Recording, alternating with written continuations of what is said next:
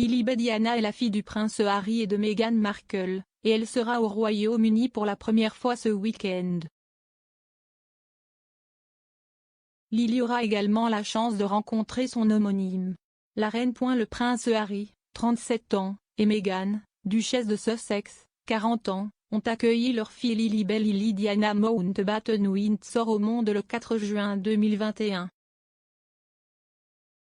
La petite royale a été tenue à l'écart des projecteurs depuis sa naissance, mais a voyagé avec ses parents au Royaume-Uni pour la première fois de sa courte vie pour célébrer le jubilé de platine de la reine.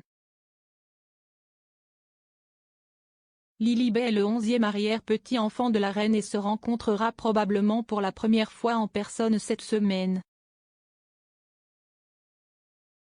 La jeune fille fêtera également son premier anniversaire samedi, en plein milieu des célébrations royales.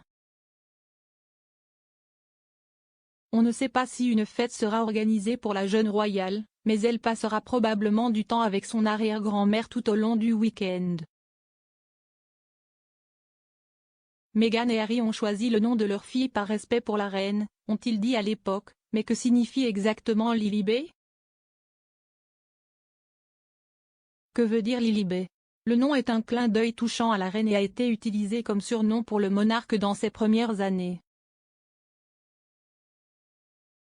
Le surnom a été inventé alors que la princesse Elisabeth n'était qu'un enfant en bas âge et ne pouvait pas prononcer correctement son propre nom. Son grand-père, le roi George V, l'appelait affectueusement Lilibet, imitant ses tentatives de dire son nom. Depuis, il est resté coincé et a été utilisé par des parents proches, et la reine l'utilise même encore pour elle-même.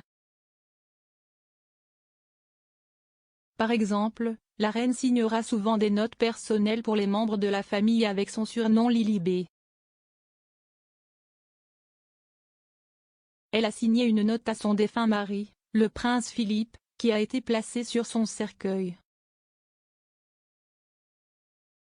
La monarque a fait de même lors des funérailles de sa mère et de sa sœur, la princesse Margaret, alors morte il y a plus de 20 ans.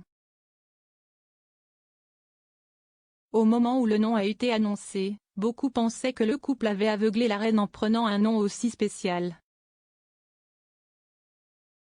Mais cela a depuis été annulé, les Sussex affirmant qu'il avait demandé l'autorisation d'utiliser le nom unique du monarque. Un porte-parole de Sussex a déclaré à l'époque, au cours de cette conversation, Harry, a partagé leur espoir de nommer leur fille Lilibet en son honneur.